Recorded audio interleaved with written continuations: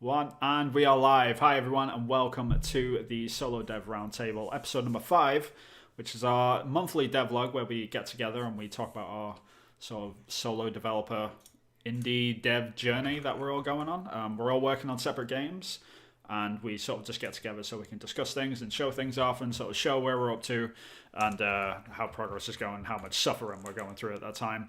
But yes, anyway, joining us this week, as always, is Mr. Christopher Jarvis. Hello. And Sam Webster. Howdy doody day. That is a weird intro. But anyway, my name is Vin Hill, and we're going to talk about our indie games today. I think, have we got any housekeeping or anything you guys want to touch on beforehand? How has developer life been going in general? Slow. I've been doing a million things at once. I'm building up a portfolio because I want to get into narrative design. I've been focusing on I know marketing is part of the game dev cycle, but thinking about it and spending time on it, on marketing side of things, and it just takes it away from the actual production, so it feels like I've been unproductive. Right. So maybe, but I think that's normal. I think it's normal for an indie dev to feel like they're being unproductive, and I'm from the last conversation we had, I'm thinking both of you are kind of feeling in the same boat. Don't feel like much has actually come out the other end. Yeah, I guess because last week you gave us this whole impassioned speech about setting up a Steam page and wish lists and all that sort of stuff. Did you actually finally get on this? Yes, I did, and that took a lot of time. I'm just waiting for the tax stuff to happen, and it takes 7 working days. So I haven't checked it recently. I'm just waiting for that to all happen. So yeah, it's been another thing that I've been doing in the background. But yeah, I've paid the £100, so there's no going back now. Right. Yeah. So have you done that as a sole trader or as a limited company, or? It's all in American lingo, so I'm a sole developer, but it's not sole trader as it would be classed in the UK. And you've got to do all these disclaimers that no money is come from, going to be invested in, or come out of America, and all this weird legal mumbo jumbo. A W8 then form? Yeah. That sounds right. We'll go with that. Yeah, sure. I read a lot of stuff that I forgot because I was like, I've never heard of that, click away. Never heard of that, click away. So yeah. At no point did you go, I don't know what I'm signing, talk to a lawyer. No, I didn't. I just thought, I'm tired, I just want to get this done.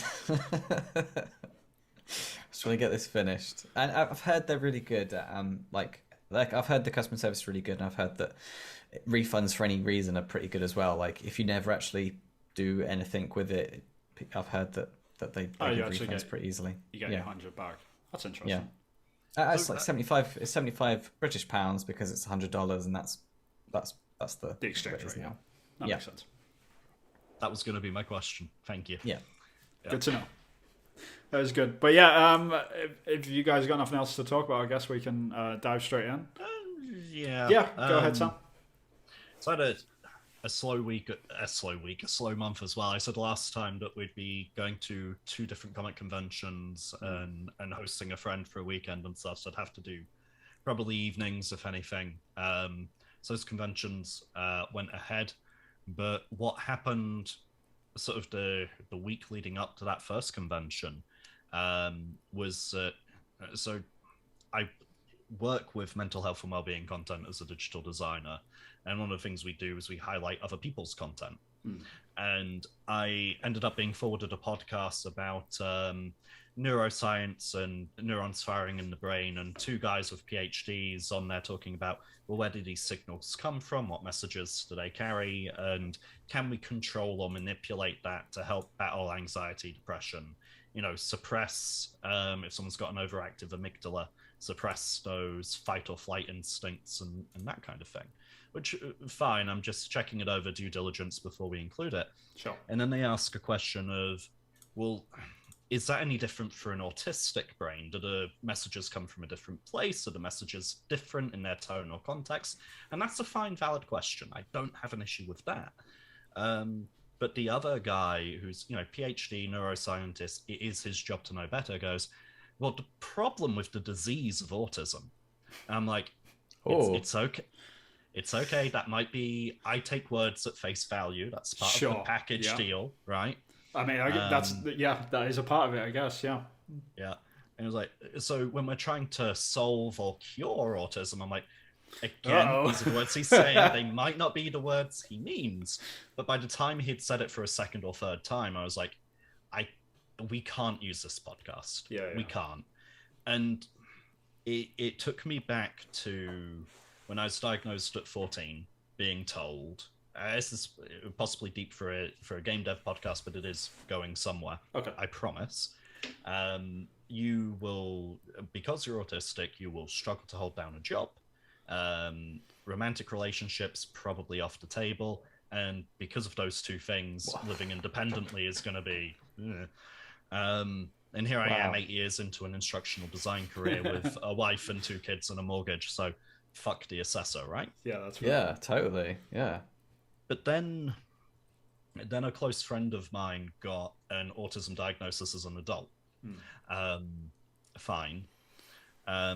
They were unemployed and looking for work, and due to the autism plus other factors, DWP wrote to them about a week later saying, "You don't need to look for a job anymore."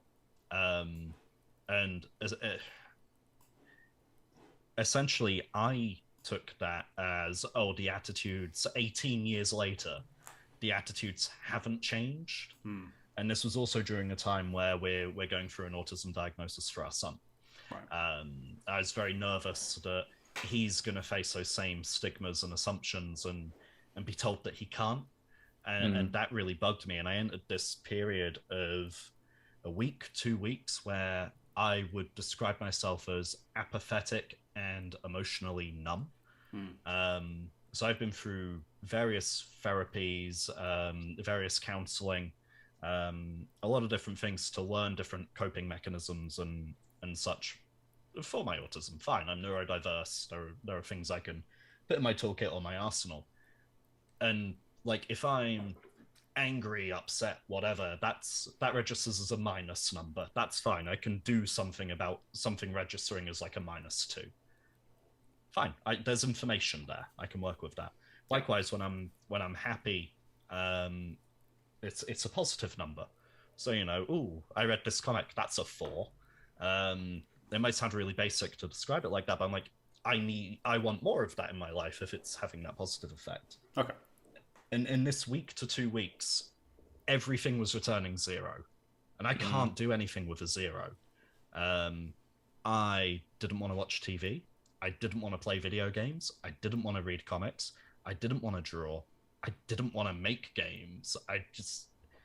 and I have on the back of that been re-referred through the local autism support group. 12-week waiting list, but it is what it is. Thankfully, in between that, that close friend visited for the weekend. We went to a Sonic the Hedgehog convention in Weston-super-Mare. We were with 100 of our people. Our people. Our people, love it. Yeah, it's great. The charity auction included something called the Traitor's Lot when we were bidding on a copy of Super Mario World on the Super Nintendo. Gold. And the winning bid shouted, "I'll go to 30 if you smash the cartridge with the gavel." And they did. So we smashed up a Mario game at a Sonic convention. Brilliant. The weekend immediately after that, we took the kids to a convention at Ashton Gate Stadium in Bristol. And the kids and my wife dressed up in cosplay. We were all in cosplay. I managed to find a couple of N64 games I've been looking for. Finally got to Rock 3. Those cool. 2 really, really positive experiences managed to pull my ass back out of it. Right. So those were positives. Those were registering as positives for you then. Yeah, and I think that was a massive breakthrough because that week I was just throwing all of my usual comfort blankets, all of my usual tools and things. It's like I could see the enemy approaching on the horizon, chucking every weapon I had at it, and it was just bouncing the fuck off. Yeah. And at one point, I described it to my boss as, it's like a car crash is going to happen. It hasn't happened yet, but you also know you don't have time to brake or swerve. So now I'm in this like panic position of, do I have my seatbelt on? Do I trust this airbag to deploy? What's my best chance of walking away from this without getting hurt? And unexpectedly, those two conventions gave me that opportunity to swerve. Yeah. But it did mean I did fuck all for 2 weeks. Right. Yeah.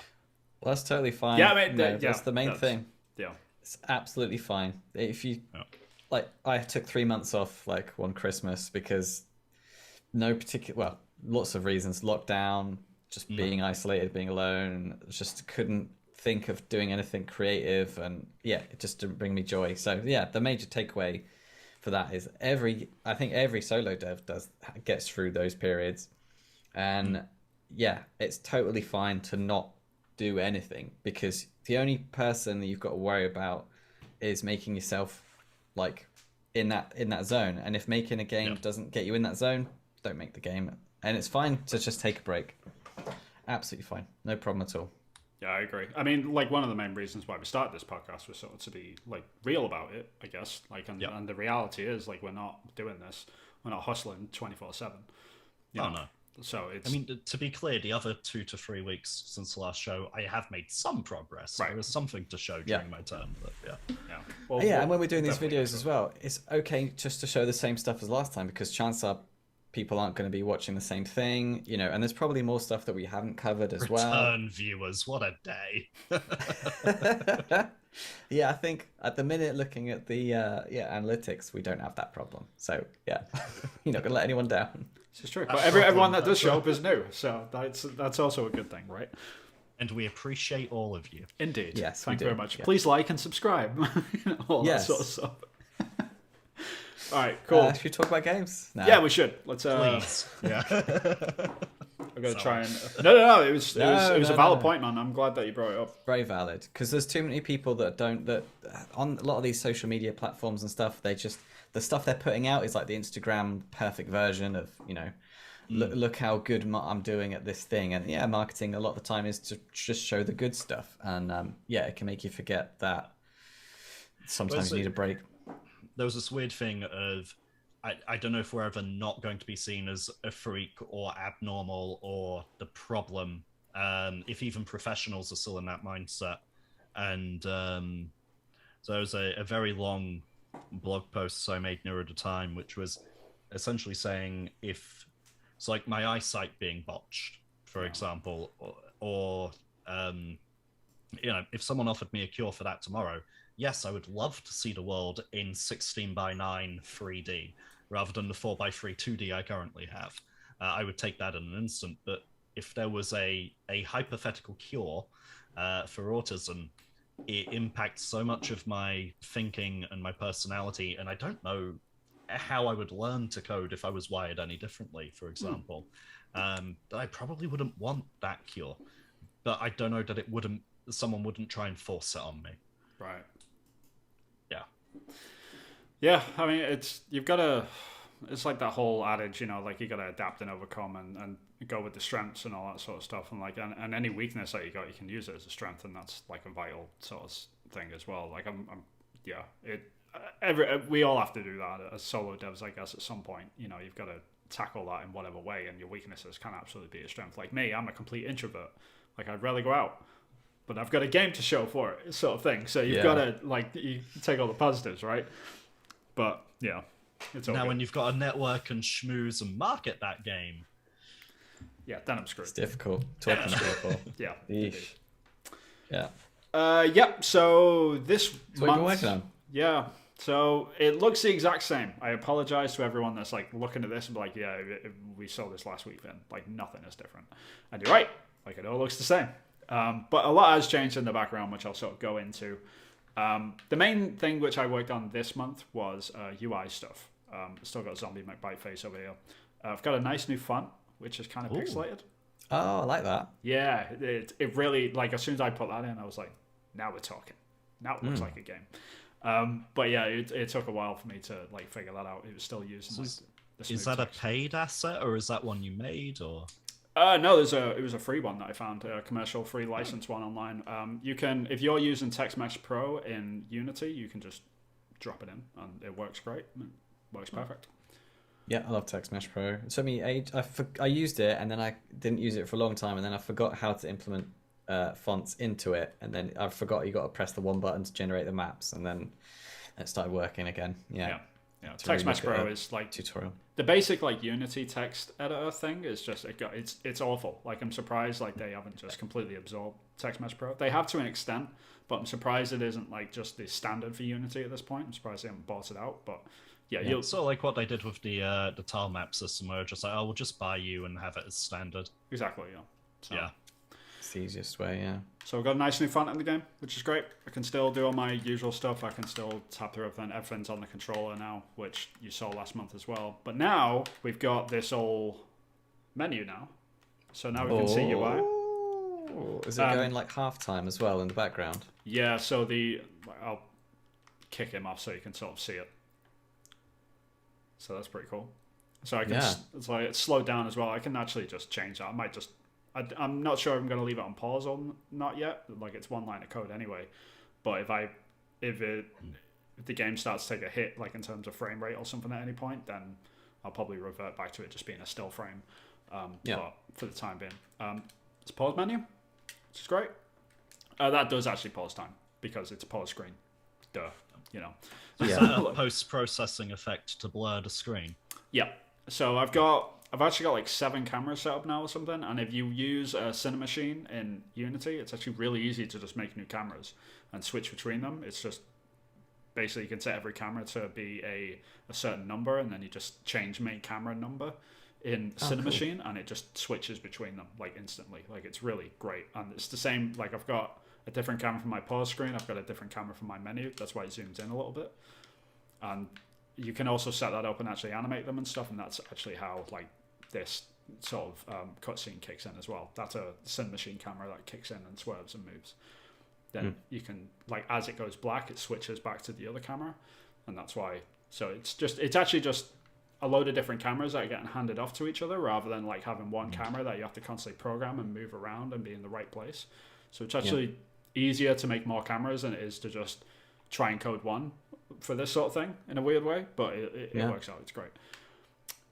So with the menu, I can obviously pick stuff up same as last week, but they actually populate now. So I still haven't got in the idea which I mentioned last month, which was having the bag that sort of spins and opens the different compartments as I'm going through these, but you can visualize it a little bit better now.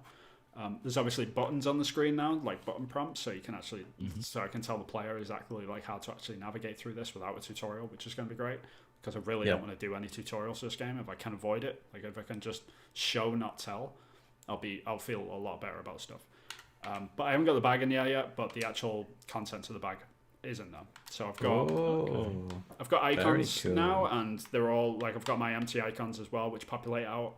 There's a 20 slot sort of thing, and I'm going to have it so if there's more than 20, it's actually going to turn into a scroll wheel, and then just keep adding like rows of empty squares, so you can still navigate through them. I kind of like that. Like I tried doing it without, so you couldn't navigate, but it was just like a load of empty space, and it just looked weird. So just having the empty squares there actually just kind of helped like visualize what it actually is. So as you hover over them now, all the information's on the right hand side, which automatically populates. If you're on an empty one, then it changes. I can also tab through the different menus as well. So my keys one is a bit busted right now, but I'll actually pick up a key. I've got one hidden over here for now, but it's I know it's a spoiler. Secret. It's not going to be there in the final game. Sorry, guys. Double spoiler. It's a debug key. Exactly. It's a debug key. Exactly. But it's actually a different menu completely for the keys, what it is compared to the bag. So they're completely different menus. I'm going to think the notes one's going to have a different one as well. That's actually empty at the moment. It's probably going to have a different style just to differentiate them a little bit, so it gives them a little bit more style. A game called Blasphemous did this, which was a Metroidvania, like pixel art sort of 2D side-scroller game. And they had like a different style of menu for each compartment, and I really like that because it gave it a lot of character and flavor. It doesn't have to be consistent. As long as it's consistent within its own compartment, then it's fine. But yeah, so I've got stuff for keys, and that's going to be a bottom scroll wheel, and then there's this one which is a grid system.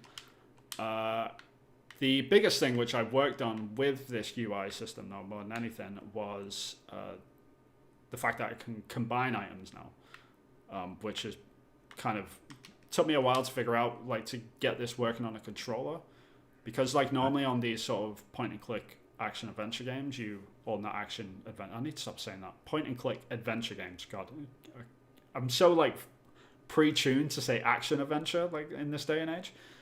Point and click adventure games, like in normal point and click adventure games, you click on the item and then it's sort of like the icon is over your cursor, and then you click on the next item to combine it with that item, and then you get like the new item into your inventory. But obviously I've got no cursor, everything is on the controller, like on the analog stick. So I've been trying to figure out a way to intuitively do that without a mouse, because that's the main driver of this game, is to be able to play it on a controller. And the thing that I eventually got to was, it's same as every other sort of menu where you can highlight and select it and go through like this.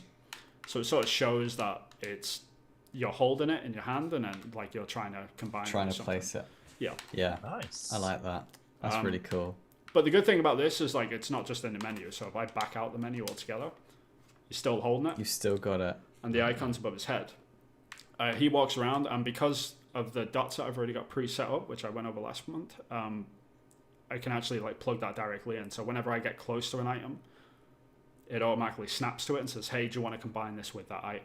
And the text at the bottom is context sensitive as well. So it's like, do you want to use this bullet on this rusted bullet? Makes no sense. So if you try and do that, he just shrugs. And he's like, I don't know what to do that. I need to make a better cool little shrug animation. Yeah, I need to make a better shrug animation. I actually like cobbled this together from other animations, and I tried to make it look like a shrug. I haven't actually made a shrug animation yet. I need to make it like really obvious, so he's like, I don't know. Sort of thing. So it's just like a really exaggerated like placeholder shrug. Yeah, it's like it's like a breathe. It's okay. Yeah.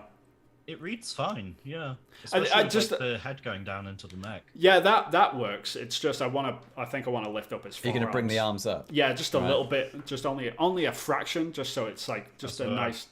Yeah, exactly. Yeah. So it's like, I don't know what the hell this is. I don't know what you want to do with this. You can also just cancel that, and then it goes back into the menu. So it's like this. Next thing which I did, which I had to figure out, was to try and make it so you could actually combine it with items, and like if you've got the right combination of items. So in this example, there's a bullet and then there's a pistol. If you actually do it, there's no animation for this yet, but if you do it, then both of the items disappear. They both get kicked out of your inventory. You go into your inventory, and now there's a loaded pistol. So no loaded pistol, and I can now. I haven't actually set up the animation for this yet. I've actually got an animation ready for him trying to shoot the zombie. I say try as a hint. There's a whole sort of sequence of events that sort of goes through with this, and it's quite comical. But yeah, so there's that combination as well. And at one point, if you put a rusted bullet in there, you said something about blowing your own hand off. Yeah, I mean, I could play around with a lot of that stuff, but there's a few like different items which I want to play around with like that, where you think, okay, this is the solution, and then you try it, and then something like wild just happens, and it's like, okay, that didn't work. Now I've got to find something else. And this is like the first one set up, and I'm sort of spoiling this one, and like just for the sake of proof of concept, I guess, like to actually show off the game and actually explain the mechanics, which I'm doing. It's this is the one puzzle which I have to sacrifice. I pretty much is the gun puzzle, and it's not really a puzzle. It's very much just a tutorial for the player to understand the idea of picking up items, combining them, and then using that item on something else, which is a really basic thing to understand. To someone that plays these games on a mouse and keyboard, but on a controller, it's a little bit. I've got to sort of hold their hand a little bit for that.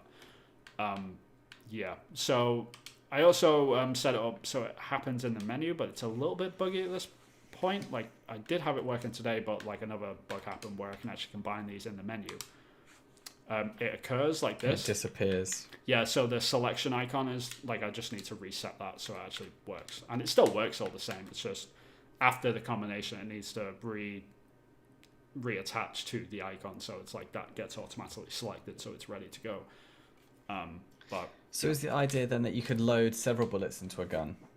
Yeah, in theory, but all these other bullets are shot to hell. They're all rusted, so you can't use them. So there's only one of the bullets that can actually be loaded in. But yeah. So is there going to be a toss or discard option? Yeah, there's going to be a drop option as well. How I'm going to handle the drops is it's going to be a bit of a headache because like the idea is if I can drop anything anywhere in the world, and if I, for example, if I go over here and I drop something behind the stairs, like how is the player able to see it? Or like if it gets lost in some way. So I need to figure out a way. Like I've got something that I'm calling the caretaker system, which is if you get out of range from a dropped item. So like if you're like 3 screens away or something and you like leave this fake sort of caretaker range, like the second you step outside of that range, the item actually returns to its original position wherever it was in the world.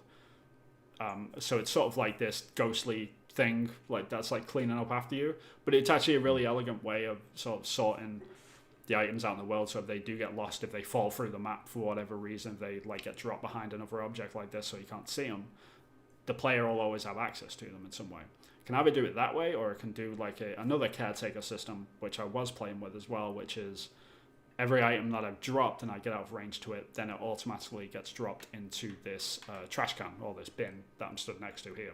And there would be one of those in each, like in front of like both of the houses. So if you ever dropped anything in either of those houses, then all the items would just appear in there. But it's sort of... It's just a good Samaritan litter picker. Yeah. Which it doesn't make... It's not obviously real or like it doesn't make much sense in the context of the world, but it's an elegant way of dealing with a problem which I've got, which is like if you drop it... Another thing that I've got, I could just make it so if you do drop something over here, it automatically drops like in the center of the map only in like select areas, and then it can't move outside of that. I could do it that way, but like the thing that I'm trying to avoid is him like dropping stuff out of his bag while he stood over here and it drops off like 5 meters away from him or something. So it's, and then do you get a situation where you could have a pile of stuff that you might need to rummage through as well? Exactly. So there's stuff like that. It might be worth you playing through Resident Evil 0 because they did away with the item boxes in that one. Mm-hmm. And if you had a full inventory and needed to pick stuff up, you had to drop something. And those locations remained permanent throughout the game. Might be interesting for you to see their implementation. Yeah, that might be a good way of doing it. Or you could like there's a specific like a track. Maybe you could have lots of trash cans, and you have to go to the trash can to put stuff down. Yeah, I guess it depends on how you balance. I could dot bins throughout the whole like all of the houses, but they're all connected, sort of thing. I could do that. Like that was another idea which I had as well, but I didn't know if that was a tunnel could connect all of the bins together. So like it's obviously ludicrous, but it would be an elegant way of handling it because and if that's the only place that you can drop it, then it would work. But also there's something like quite nice about the idea of being able to drop an item, go into the next room, and come falling. back. It falling onto the floor, it landed on the floor with a little bit of physics. You walking out the room, coming back in the room and accidentally kicking it, and it just moves a little bit and it's like, oh, that's a nice little touch. I like those little details. And like by dropping it into a bin, by dropping it onto the floor and automatically moving and stuff like that, all of that stuff is like, it's clean and nice and it works for like games developer stuff, but in terms of like gameplay, like it does that feel good sort of thing. And there's multiple ways you can go around it. It's just about pulling the trigger. Does hunting around the map for an hour trying to find that one goddamn coin feel good? Yeah, exactly. But I mean, it depends. Like if you'd already picked up the thing and it was like sort of clear to you that was a part of a puzzle, and then you dropped it, then that's sort of your own punishment, I guess, in that respect. But again, I've got to account for that. I've got to design around that so the player can always find anything that is to do with a puzzle. And like sorry, go ahead. I think what they do in RE0, the one where they don't have the item boxes and you just drop your shit on the floor wherever, is if it's a dropped item, they add like a little sparkle or a shine effect to it so that you walk into the map and it may as well have a big neon sign saying the shit you dropped is here, which is fine if you've got like certain camera angles that are sort of designed in a way where they're locked like they are in Resident Evil 0, but in this like where you can literally go behind items like this, so like behind the stairs, if I dropped an item there, the player won't be able to see it. Like I'd be like the UI would show through, so like the little dot which he has, the dot would show, like the dot that's on Zombie McBiteface there, that would be still there in front of him, so it'd still show up with the item name.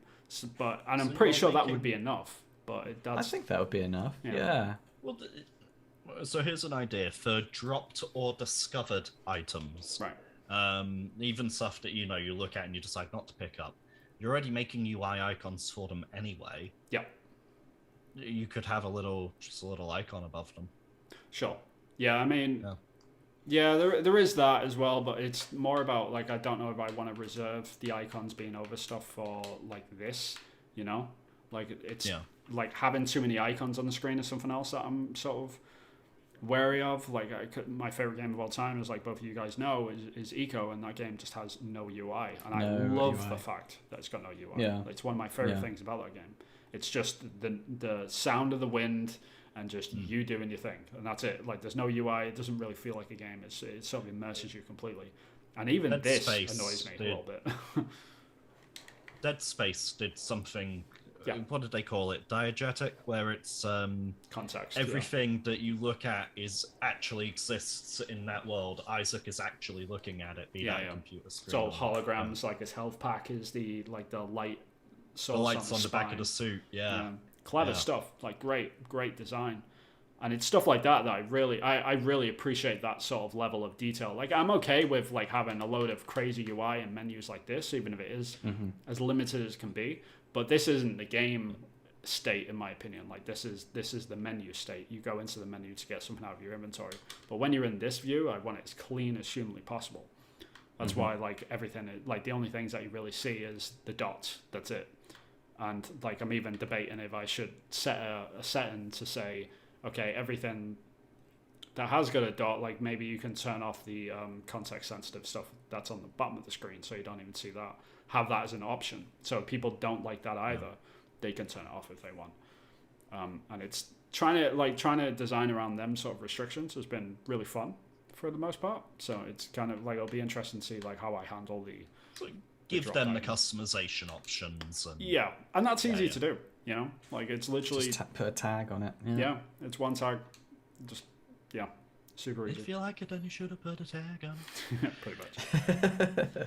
But yeah, that is honestly it for me. Like, I know like the game doesn't look any different, but just getting UI under working. the hood a lot to make that happen. Stuff looks really different. Lot has Yeah. So I noticed you've got the buttons for the PlayStation controller. Is that going to swap out when you plug in a PlayStation controller? At the moment it's set up for an Xbox, but you can just make it context sensitive. So it's the exact same system which works for when you just plug in a controller, and it like knows the difference between a mouse and a keyboard. You can actually run a check for that at real time and say, okay, if a mouse is active, then display these icons instead of these icons. And it's the same, like you can do it between controllers as well, because when you plug in your Xbox controller, I think actually you can probably do it. I'm pretty sure it just you get a little notification in at the bottom. Yeah, I'm pretty sure it just shows up as I think it's context sensitive in terms of like it knows what controller you're putting in as well. Just put this. Yeah, I know there is just one line of code you can do to check for it as well. Joystick reconnected, controller Xbox One. Yeah, so it knows it's even an Xbox One controller. It doesn't like it's not even like it's generic Xbox controller as well. So like from that check, from that line of code, you can actually change out assets for it as well. But yeah, it's relatively simple to do as well, which is great. It's like a basic API call. Yeah. But it's cool. Like stuff's coming together. It's just there was a lot of like UI heavy stuff this month, and I needed to get this stuff done because it's obviously like an integral part. God, get my words out. An integral part of the game, but it's so goddamn boring, man. Like when you get to UI, Sam, like be prepared, my good man. Like hopefully you're in a good mood when you do it, because it's been a long month. Yeah, it's draining. It's draining. Yeah, for like maybe I should have done my UI during my apathy. Yeah. Get out of the way, yeah. Potentially. Well, I can't care, so... That's fine. Yeah. I couldn't find any joy out of this anyway, so I might as well do it. Yeah. I wish I knew what it was going to feel like before going into it. I think it would have prepared me a bit more. Right. With my UI. But yeah, it's not fun. But hopefully mine will be fairly minimal anyway, just like a health bar and an ammo count. Yeah, I mean, the best sort of UI design, I would say, is like the less the less you have to do, the better, or the less like the main things. Obviously, Sam, you know this as like an instruction designer anyway, so you sort of get a good space for this. You want to do everything with as few clicks as you possibly can, and you also, if you can do something through it, an icon instead of text, always better. Always better, because if you're doing any translations for your game, for one, it's just more work. But if you can do it for an icon, then do it for an icon. It's way easier, just in the long run. So yeah, that's my advice for the ether. So take it, good people. Enjoy. And what's next then for your game? What have you got next to do? Yeah, next is gun stuff. I'm gonna show. I can actually. Do you want me to show you the animation stuff? Yeah. I can actually show you that because I actually have that somewhere. I just need to open it up. It's what gets the clicks, isn't it? It's what gets the click. No, not really. Is that the wrong one? That is the wrong one. Yeah, start my life. That reminded me to open Ace Sprite, and I somehow nearly opened Batman Arkham Origins instead. That would have been Totally different podcast. Oh shit, this looks completely different because I've changed my monitor since I did these. Okay.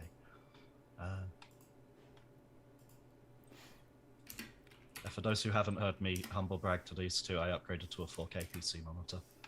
Humble brag. That's a new. I'll have to remember that one. So you just accidentally slip a brag in, like, oh, I'm sorry, I didn't mean to. And you totally meant to. A humble brag. I'll have to remember that. That's good. Alright, I'm almost there. I'm almost there. That's what he says to his wife every other night. Indeed.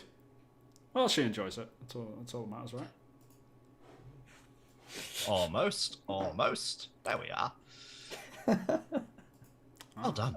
Living the dream. That's The Simpsons, right? Family Is Guy. it? No, Family Guy. That's it. Yeah.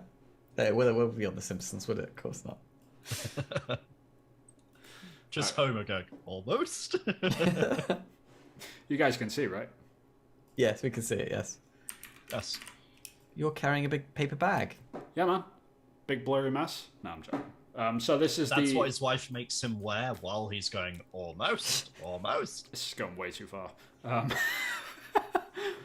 Yeah, so this is the current full gun animation, which I think it's going to have some button prompts between it, maybe. I'm not sure. Like, I might get the player to actually press the buttons when they actually Quick time event. fires the gun. Just a little. Only a little bit. Like, I don't want it to be annoying. I just want it to be enough that it looks cool. But, yeah, I'll run it. Yeah. Haha. And it breaks. Brilliant. So, yeah. That's the current animation that's going on at the moment. So I need to plug all that into Unity, so when he actually uses the gun on Zombie McBrideface, like, it obviously doesn't work too well. I don't actually know if I want the bullet firing and actually hitting him yet. I'm going to figure that out, but maybe, like, something else happens off the back of it. We'll see. Sounds like you know what's going to happen, Vin. I do know what's going to happen. I'm just not going to, I'm not going to ruin it, though. Spoilers, yo. It's just this is my sort of current mood and state. That's like this. What the hell just happened? Yeah. That's my You life. see it all over his little face. Yep. It's like the animation is literally called Gun What the Fuck. There you go. Brilliant. There we go. But yeah, that was everything for me. Really straightforward month. Sorry, it's not like super exciting to show or share or anything like that. Cool. It's just the comes with the territory, as it were. Yeah, we're going to have slow months. And yeah, like you said, it's just part of it. Yeah. And then we're going to have months that are too fast, too furious. Didn't. But yeah, I think next month I'm just going to have a load of work on animation if I can. I really want to tighten that up. I think I've got a couple of scripts that I want to rewrite because they're getting a little bit messy with the combine feature that I've just added in, and I think it's going to throw some bugs. So I need to clean up that stuff. So next month should be a little bit flashier though, just a little bit. Cool. That reminds me of something else I could talk about. Indeed. So who is the lucky bugger that's next? I think I was the meat of the sandwich, I think you described. That was correct. Yep. Sam wants to meet the sandwich. I remember this. Yeah. Okay, so We're let's just plain white have a bread. look. Oh, you're just plain and white. That was the joke. Yep. Yeah. So, a sprite, that's maybe a little premature. Let's hop over to Unity. So this will look very familiar, but there are a couple of things that have changed. So, oh, hold on. Application.reload. That's good. Yeah, that happens every time it's building again. So, first of all, there are 8 goddamn directions now. Nice. Cool. I think that That's helps. much The only better. thing that looks a little bit weird is the gun sort of goes up when we're on this one. Yeah, I don't know why the frame rate is really low at the moment. Yeah, is the frame rate low on your end? So... Yeah, it's low on my end as well. No, the frame rate is normal 60 FPS on my end. Yeah, it's not. It must just be the stream then. Okay. No, it's because all our cameras and stuff are fine. I mean, Yeah. Okay. So it's playing back normal on my screen. What I'm going to try and do maybe close. is actually Yeah, move close this a to a couple of lower your... res. Well, even better than that, technical issues on stream, guys. But we're because this is on the bigger monitor, I'm sending more visual information than I probably need to. So if I move it to one of the 1080p monitors, oh, this is going to mess up our... it might need less bitrate. Oh, okay. That's probably it. You know. Yeah, that's probably what's doing it. So I'm just going to move the stuff I want to share over, and then I will reshare, and I'll share the other monitor. Yeah, it's good to know. Oh, actually. Jesus, that's the problem because it's a higher resolution. It's also a higher bitrate, and that's right. Reposition you over there, and then I've got one more that I need to move. So you get over there, fucker. There we go. All right, so now share screen 3 instead of screen 4. I am your movie usher directing It's another humble brag, screen 4. Hey. That's fair. All right, All try right, it. let's see if this works a bit better for you. So There you go. Oh, There it yeah. yeah. All So, right, I'm sending so it's the less visual 4K. information. Right, that makes Yeah. sense. Good to know. It's just too powerful. That's what she So said. yes, we now have 8 directions in the sprite art, Cool. which are asymmetrical, and Vinny was right, that took me fucking way too long. With some help from you guys, I fixed the Yay. Yes. dodge roll. Dodge That looks rolls are great. awesome. That looks great, man. That's Diagonal dodge roll. Oh yeah, the diagonals are like, Yeah. whoa, oh, that wasn't supposed to happen. Well, did you go too far? Yeah, I sort of like rocketed off the world for a All second. right, try something for me because I remember I ran into this bug when I first figured out my dodge roll. Hit your dodge roll like really fast over and over again. Oh no! I caught that one. Okay, good. So good. I have Check. a rule called inputs, and I disable inputs Good man. while I'm dodge rolling. Yeah, he's figured it out. Yeah. That took me So that about it can 2 only days. travel the set amount of distance. Yeah, it's just like if you're in mid roll and you press it again, it pretty much like restarts starts the dodge it roll again. again. So like Sure, you can yeah. just if you keep hitting it, you can just like fly across the screen sometimes on these games. So But yeah. I do have an issue, and it seems to happen most with be most noticeable with the up one. So there are 6 frames to the idle animation. If I'm idle and I start aiming, the aiming animation will start on frame 1, even if I'm on, say, frame 4. And then it's out of sync, so you can clearly see it's 2 separate pieces. So I'm trying to find a way currently to say, okay, when I do this, read what frame that animator is on, and then start from that frame, but I haven't yet found something that does that. It does look a bit comical right now. It does look like you're like doing keepy uppies with a beanbag. It's a bit wonky. It looks fine like from the other side. It was just like just watching it over and over again, like facing away. So there you go. that's So it that's in what the it's supposed to look like. Okay. That's what it's meant to look like. But if I let her get a little bit of the way through, there you go. Now it's broken again. Right. So I mean, out... I guess the way around that, I would think, like, I would try to just reset all the animations, like, whenever you start aiming. so it's like it's always in sync sort of thing. It might not actually look like it jumps out that too much. Like I understand the want and need to like sort of have like a mid idle animation, and like the aim just like continues on with it and sort of joins it as it carries on. Like I get like the want to do that, and there probably is like an easy and elegant way to do it. We just don't know how to do it. But I would just try doing it where you just reset the animation whenever you start aiming. It might not look that bad. Or can the aim not be active until the animation cycle starts again or something? So there's a bit of a lag on being able you to want it. aim. You want that to be snappy though, right? Yeah, I want the input Yeah. to... Yeah. So that's, in terms of actually in-engine, that's everything that's changed. You know, the dodge roll works. We now have 8 directions. Yeah. That's all that's changed within Unity itself, which is fine, I'm going to tell myself. If you think about the actual achievement, you've like doubled the amount that you've done. So that's pretty good in my book, really. Yeah, I mean, character controllers for this stuff is like half the battle, if I'm honest. Because once you figure out the character controller, and then you've like the next hurdle after character controller is like getting an AI in the game that's like shooting back and actually doing stuff. But once you figure those two things out, like everything else is just going to fall into place, because everything else is just like baby stuff. Just after background that. elements and animations. Yeah, Exactly.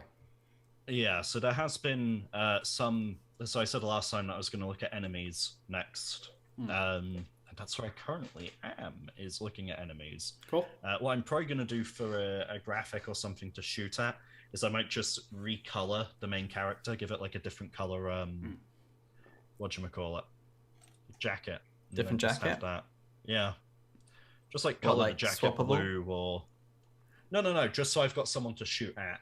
Yeah. Oh, right. Just As like an take enemy. the sprites Sure. I've got and change the Yeah, jacket. I made a wooden dummy on my last game, which I was just like hacking at, and I ended up like I elaborated on it so much that it started fighting me back. Like it got pretty nuts. Nice. Oh, cool. So we've got, going back to that Unity tutorial, enemies starting to come in, because this is for more of a space shooter than anything, this tutorial. But Yeah. so I've made a start on learning what the code is, and that like, oh, this vector minus that vector gives you movement direction. Yeah. I have started, possibly prematurely, looking into A-star pathfinding. So I was looking at this Brachy's tutorial. Oh, yeah, I've seen that. It looks pretty cool. Yeah, which led me to the project page.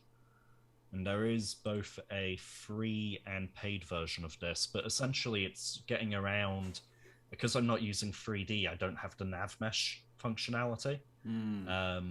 So this is sort of like gets around that and gives me that back. So it's like a 2D nav mesh. Yeah, so essentially you just sort of like flag your walls as walls, so it knows, oh, I can stand on this, I can't touch that. And Yeah, I'd be curious if you could like just set up your scene so it's like it's got a 3D.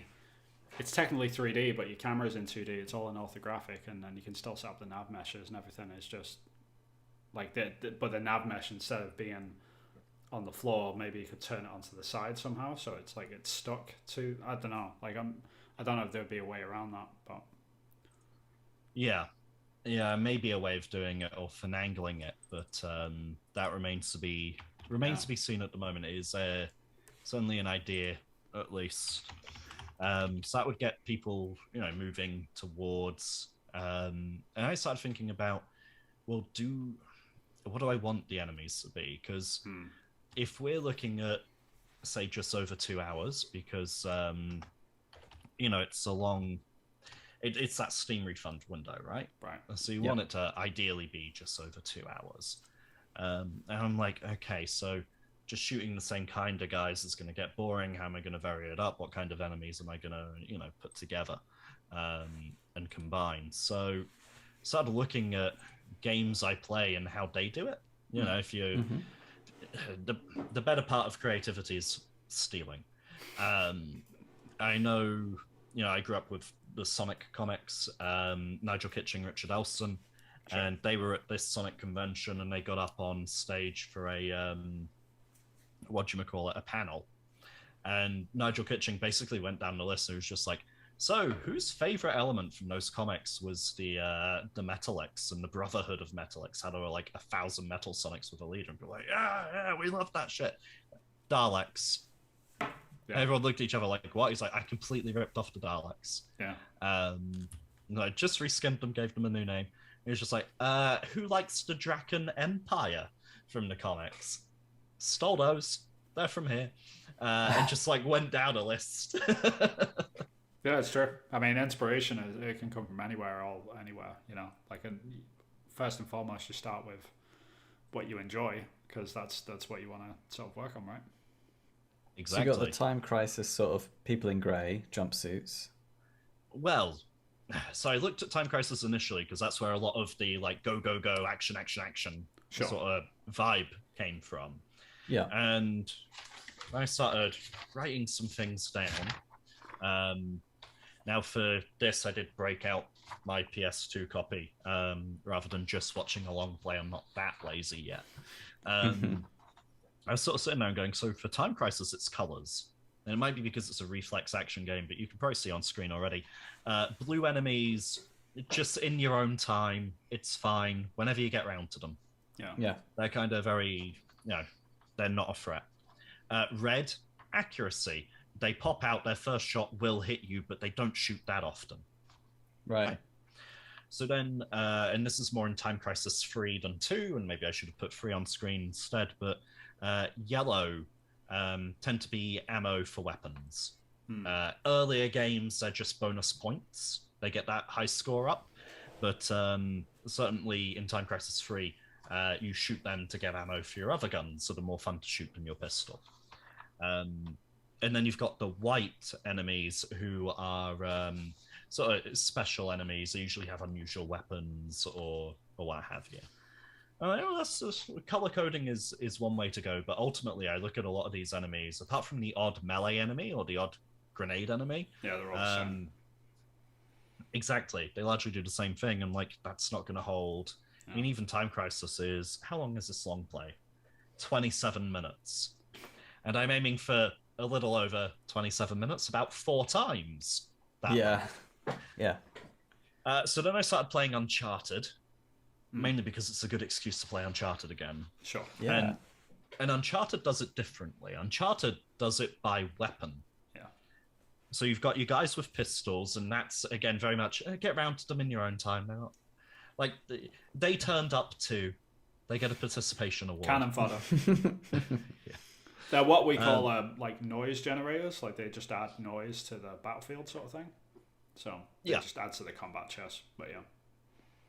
So just gonna let Time Crisis play for the viewers while I talk about this. Sure. But and then there's machine gunners, and what I notice is they tend to stay in a zone. They tend to have, here's the player, here's a set radius. Right. If you get too close, they tend to back off. But if you run away, they tend to close in, and they want to seem to keep to this set circle around the player. Fair enough. The shotgun guys, these are the ones who are going to flank you. These are the ones who are going to rush you. It doesn't matter. They just make a beeline straight for you every single time. Yeah. And these are predictable behaviors.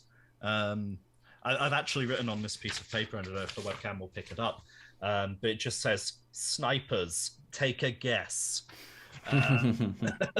But the thing is, they all have different gameplay considerations. So obviously the machine gunners, you really want to close that distance on them because you can tell they're not comfortable with that closer proximity.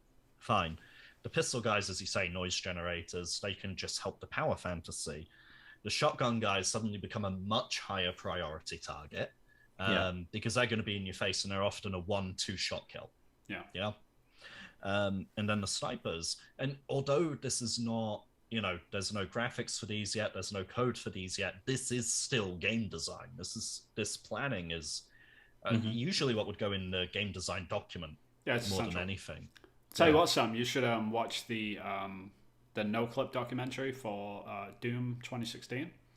Because they talk a lot about what they call combat chess, and we use that term a lot internally as well at studios. But it's about like designing chess pieces of a chessboard that the player like understands completely, and they just Exactly. they're very stuck to their patterns of what they do. But like individually, like they can all be dealt with. But when you start adding two of them together in one scenario, then it really changes, and they have to complement each other and work. But like that, I would say go and check out that documentary, because they really like encapsulate it really like kind of elegantly and beautifully. So it's worth a look for this sort of stuff. So you're going to combine the two, like colors and weapons? Essentially, yeah. A game that's very good at the chess pieces. Mega Drive game called Shadow Dancer. It's part of the Shinobi series. Yeah, I remember that one. Very, very good at, because it will introduce one enemy. It's got a very set pattern, and you go, okay, I can deal with him. Yeah. And then a second enemy, okay, I can deal with him. And then they'll put them both together, and it's like, okay, if I jump over his bullet now, I'm going to get hit by his sword. I got to do something else. Yeah. And it's trying to marry that, because the sniper in Uncharted, and potentially if I put snipers in my game, are more about, you can see the laser sight. You got to keep moving. You can't stay in one place for too long. It sort of forces you to be mobile. Right. To a degree, the shotgun forces you to be aggressive. And I suppose to a degree, the machine gun forces you to check your positioning. Yeah, it's to encourage flanking more than anything. Yeah. You could swap out shotgun for like melee, so like an enemy that walk up to you and try to punch you. Yeah. One that has a load of armor or something. Yeah. Or a ninja. Range. Yeah, or a ninja. Yeah.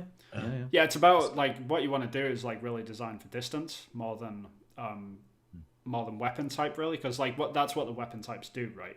So in like when you play a game and you've got a shotgun in your hand, in real life that shotgun has actually probably got like a similar range to like a mid-range assault rifle as well. It's just like they don't put that in games because like that's the combat Too chess similar. language that we sort of put in, right? So like you want it to be short range shorthand. to encourage like push forward combat and move into a position so you can actually take things close range. Whereas an assault rifle is obviously the mid range, and then the snipers are like far range and stuff. And it's playing with that distance more than anything, and encouraging like how to flank and how to move. Like Doom 2016 is a fascinating game, and purely because of how they design the combat chess around the player. Because like in that game, if you stand still for 1 second, you're pretty much dead. Like the game is designed so you always have to move, and what they call push forward combat, of just like you have to constantly move forward, and if you're not moving, then you're gonna die. And how you handle each one of the things like is determined on how close you are to them, how far away, and how you're moving and stuff. So it's very intelligent in that respect. So I would consider like your gun distance in a lot of the stuff, and sort of compensate for that as well. So the closer you get to something, like maybe the bigger range they've got. So that's why shotguns have got good spread on them in most video games. It's so they can do more damage close range and hit you from like that. So yeah, it's a fun thing to play around with, though, man. Oh yeah. That's very much where I am at the moment, because once you start having those archetypes down, as you say, you can mix and match them and start putting some stuff together. And I was thinking of having, because I sort of want it to start as a power fantasy and then have the challenge ramp up. Yeah. But hopefully by the time the challenge ramps up, you're there to meet it. You're engaged, yeah. Yeah, to the point of literally, I was talking before about having the speedboat at the start into the dock. A couple of basic soldiers there. I was thinking they might actually run. Sure. And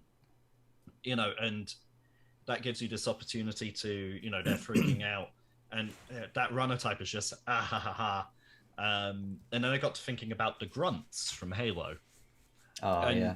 You kill the elite or you kill Exactly the brute. the same thing. And the grunts flee. Yeah. So maybe you could play the concept of like a captain, like in squads. Exactly. Yeah. And then that's where the Time Crisis colors can come in. And so you can be like, okay, that's the captain, so this is going to be trickier, but if I can get him, then the rest of these are going to scatter.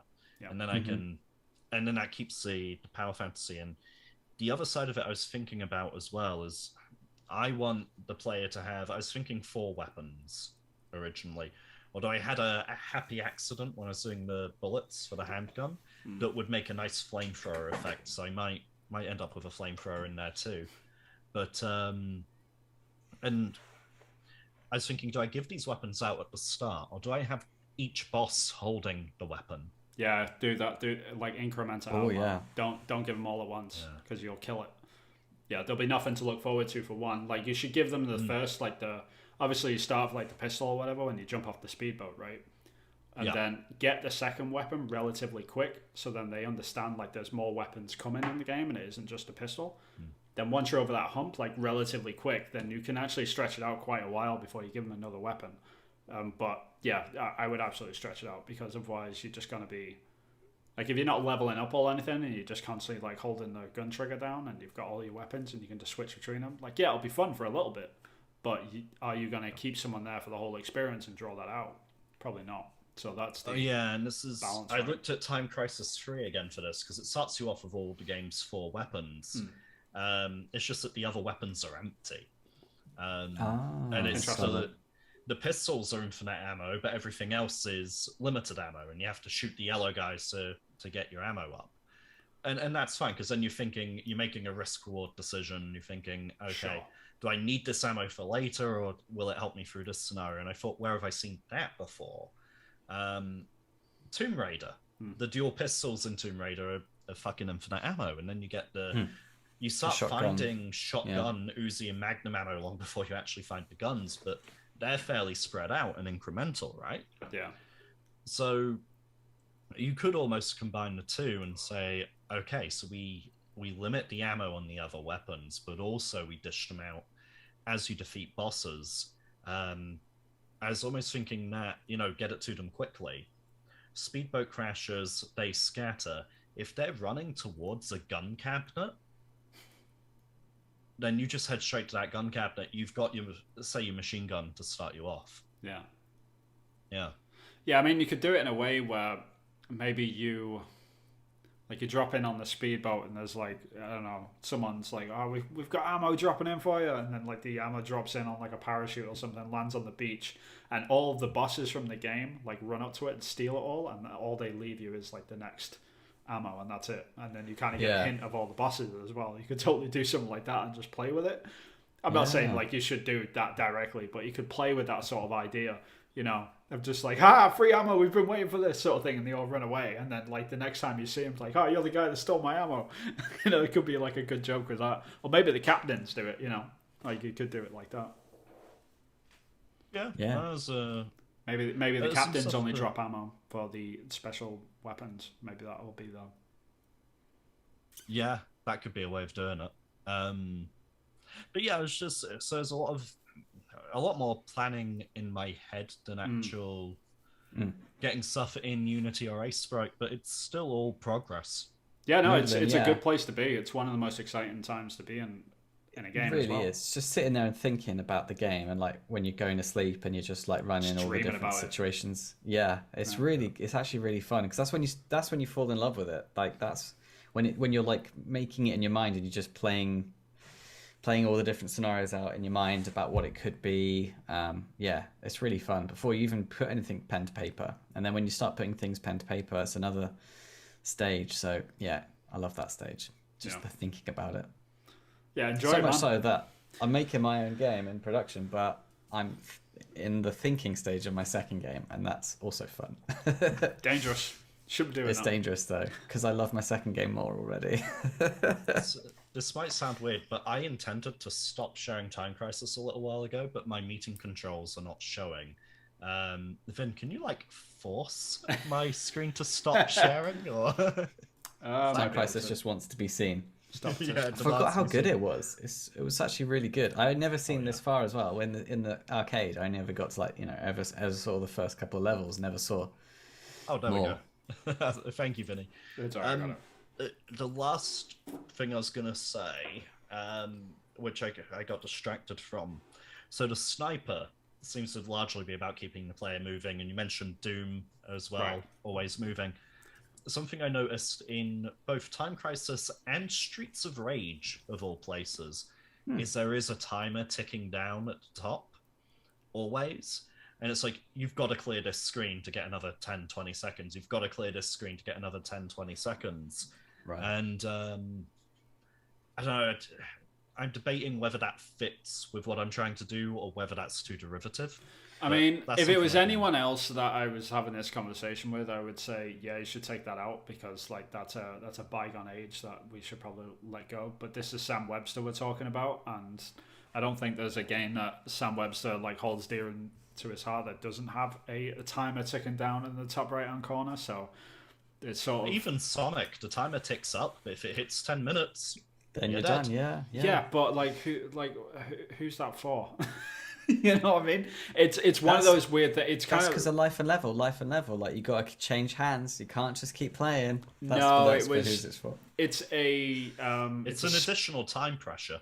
yeah, it's a spillover Yeah.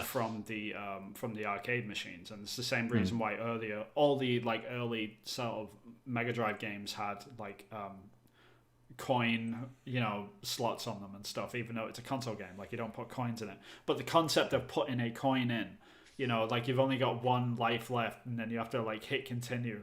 Like the concept that continues is actually a bleed over effect from the coin system from arcade machines. Like it's all sort of thing, and the timer going down as well is another byproduct of that. Rather than just a byproduct, though, and I'm not saying that this is Here comes the what you're defense. accusing Yeah, of. here we go.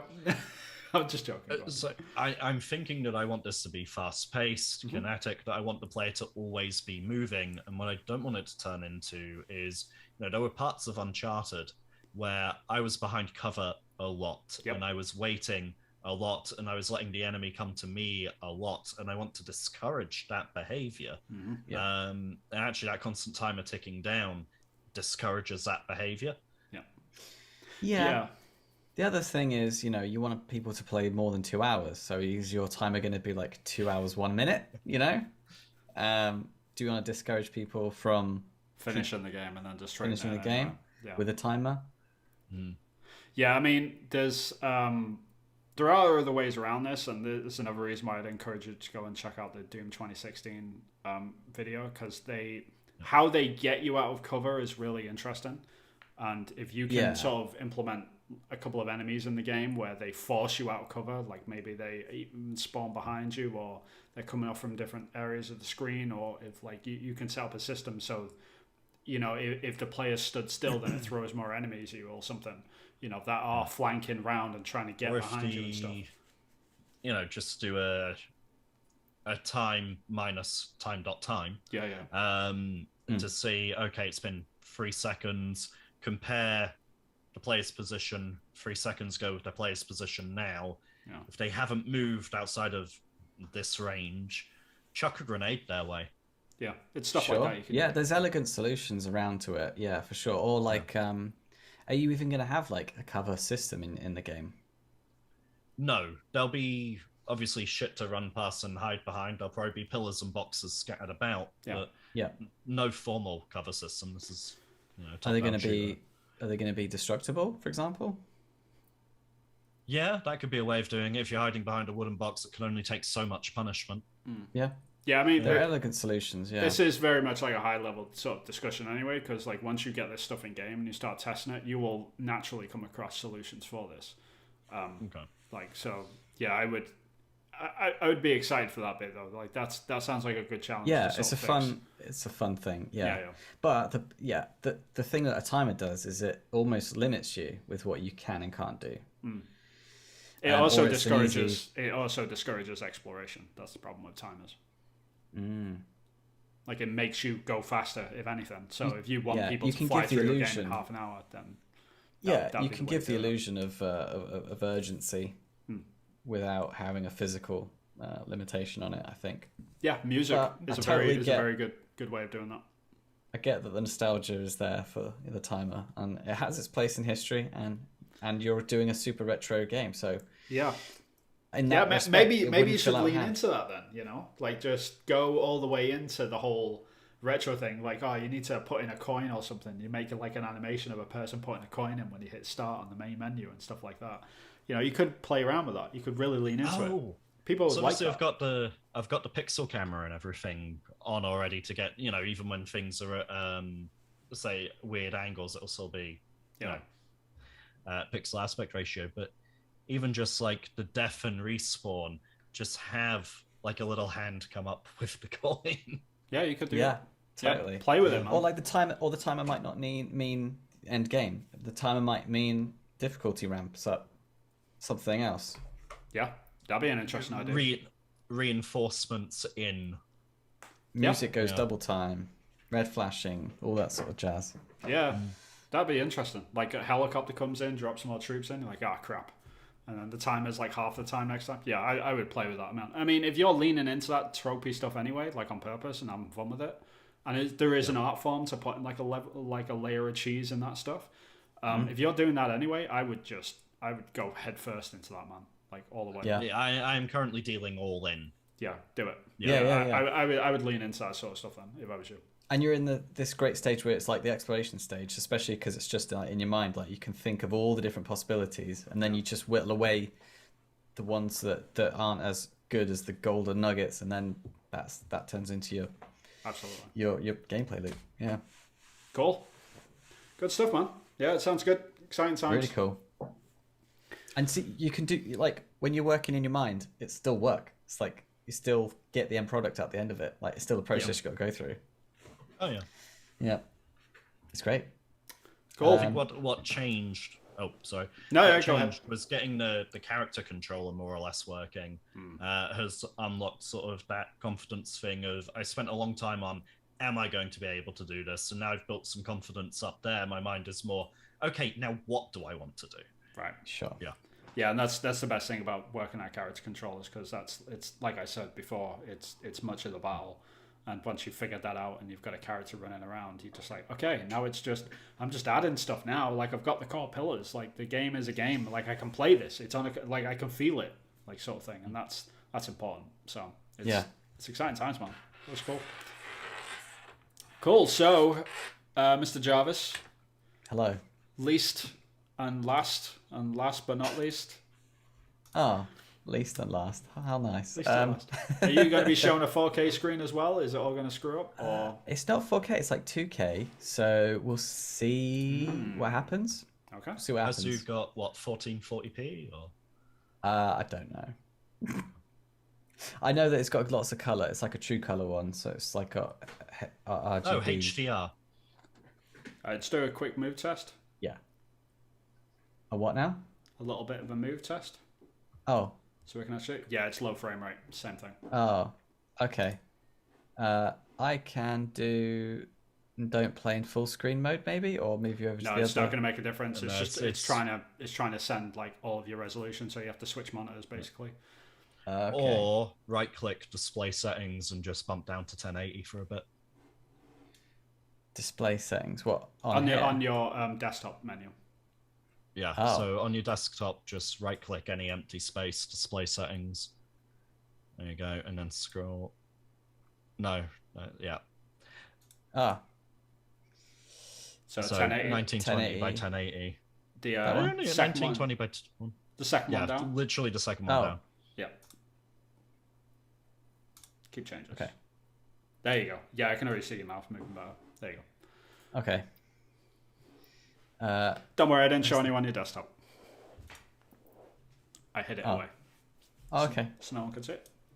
Fine.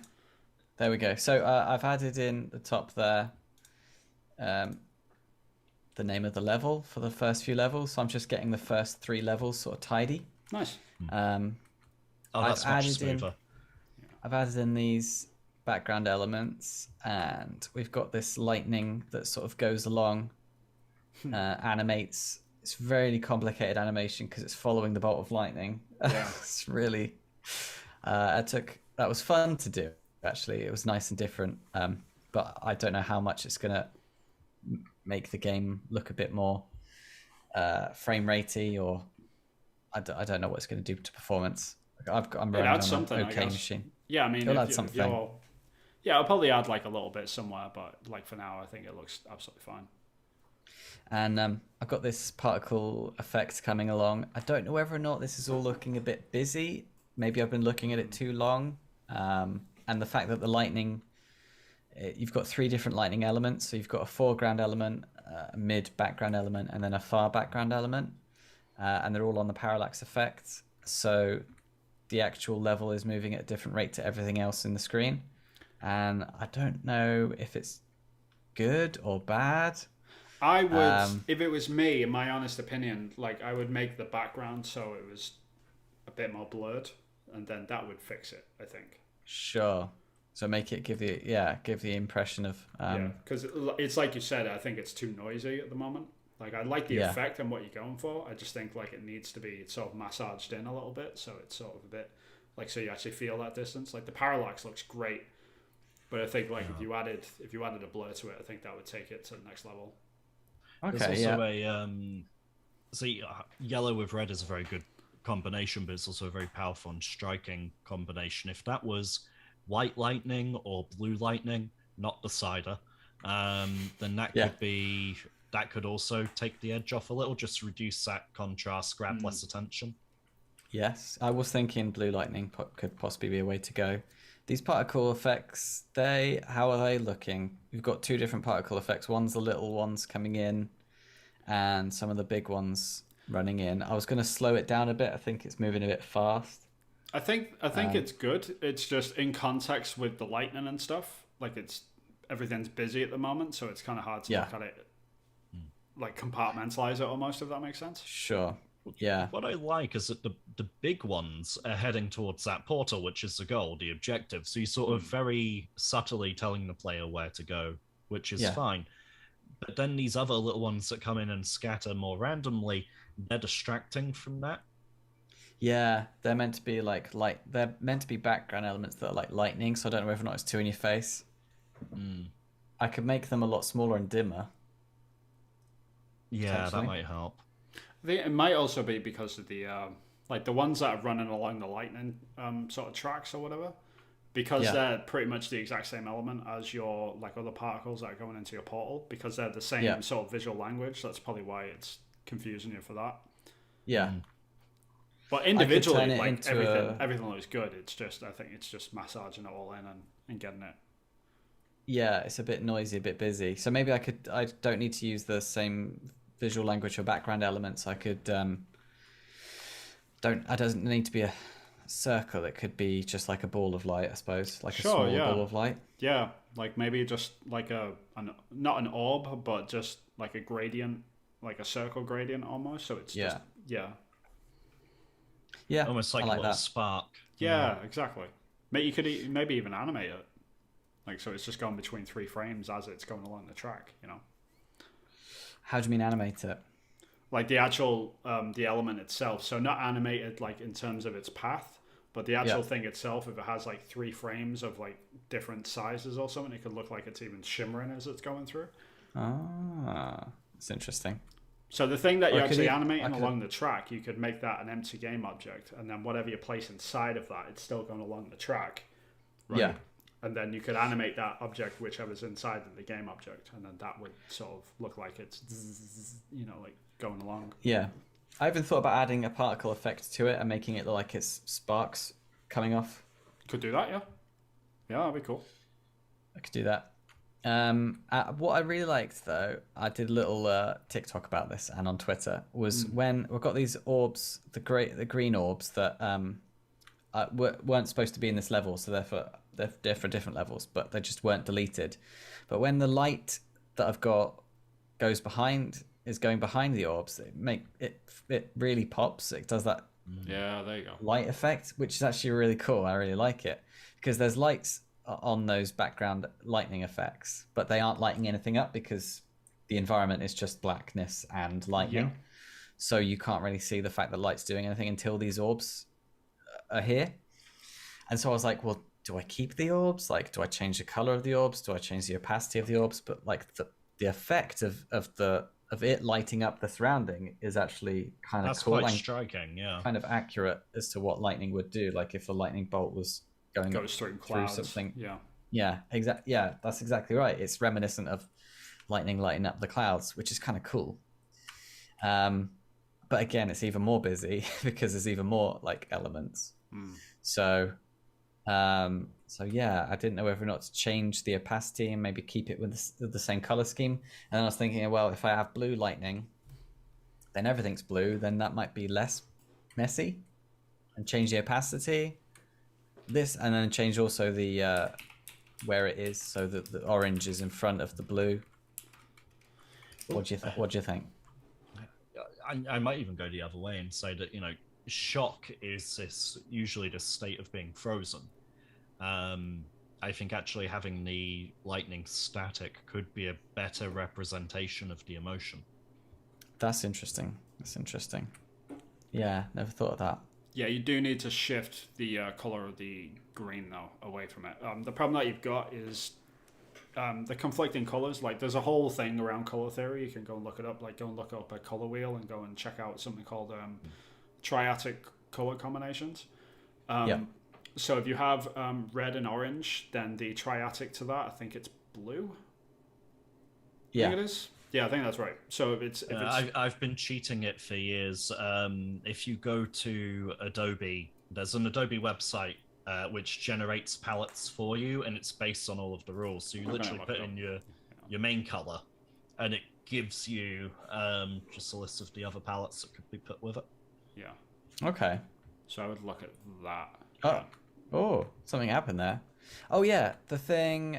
Another thing, which if I just leave my controller alone, what will happen is it's going to start doing an idle animation. And then also another thing to talk about. Nice. See, there we go. And that was used using torque. Because this is a physics-based controller, it's not, you can't use the regular idle animation tutorials that I found on YouTube, because that just sends it going haywire, because it's a physics element. Yeah, you can't mess with it. If it's got a rigid body on it, then it's got a rigid body. It doesn't like it. Yeah.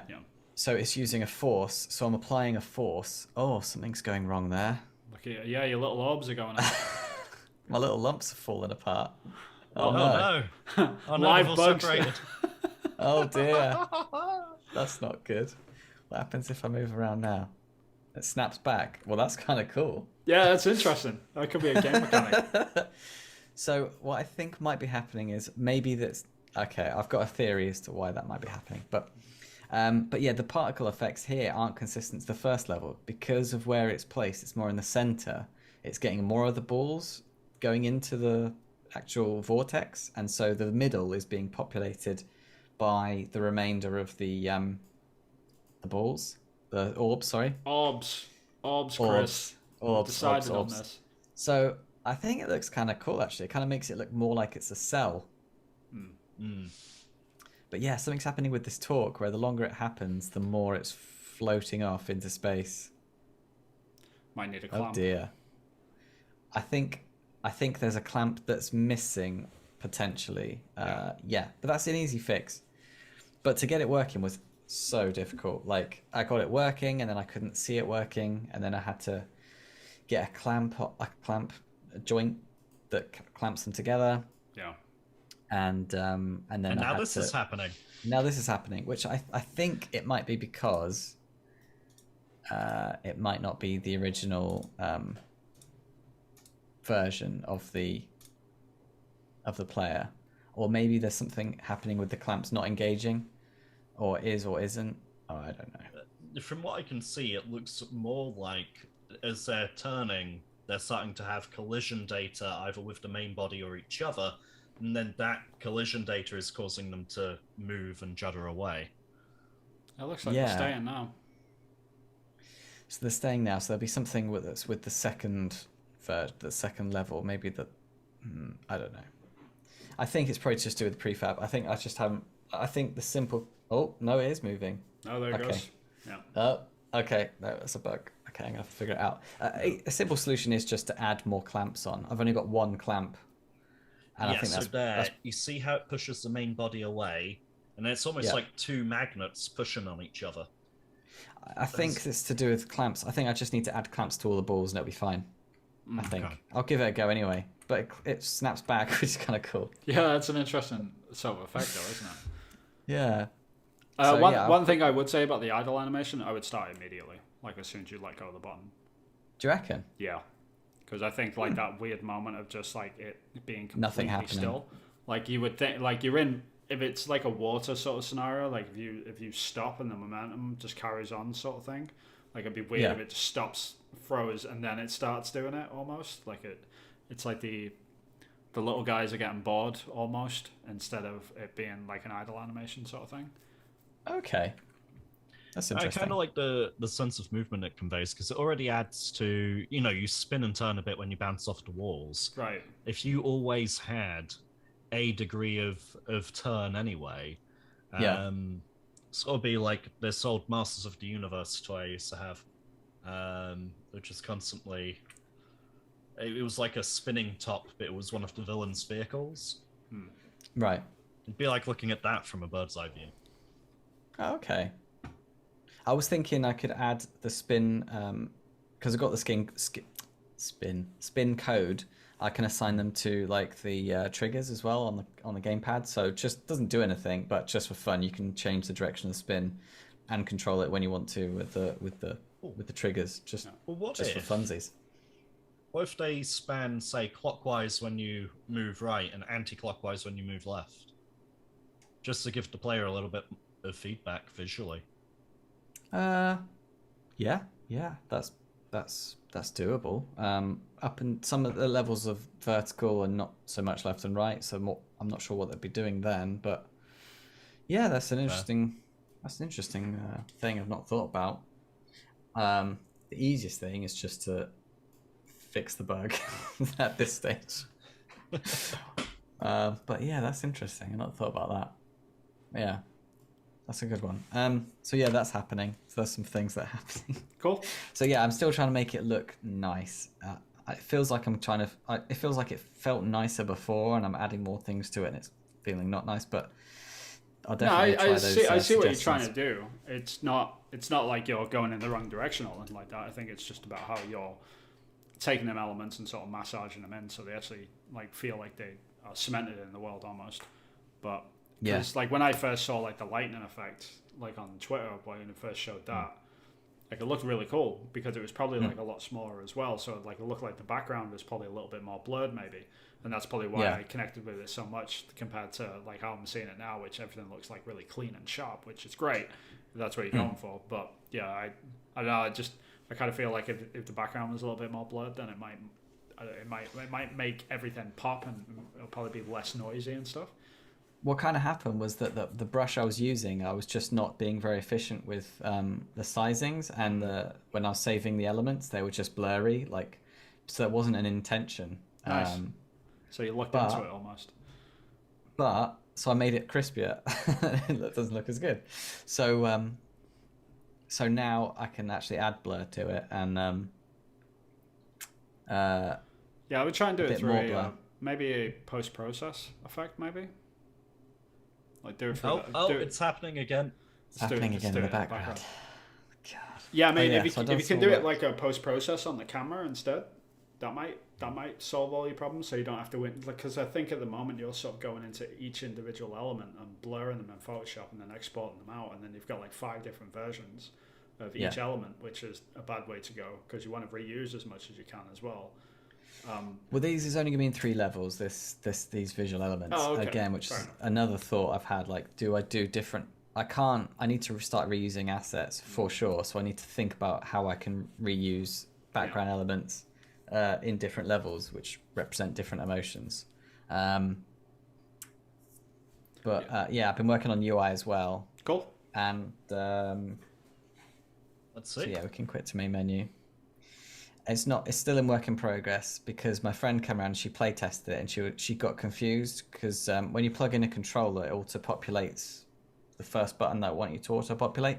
But she got confused with the actual navigation. Very first time she got her hands on the controller because she thought that the ones that were lit up were the ones that was being selected. And of course that makes sense. Yeah, the ones that are lit up are the ones that are selected. But I had it the other way around where everything was white and then the ones that were dark was selected. Yeah. So that was interesting. So grey means not selected, and white means selected. Right. It normally goes off value, so not like brightness and stuff like that, but contrast. Like the higher contrast element is the thing that got selected normally.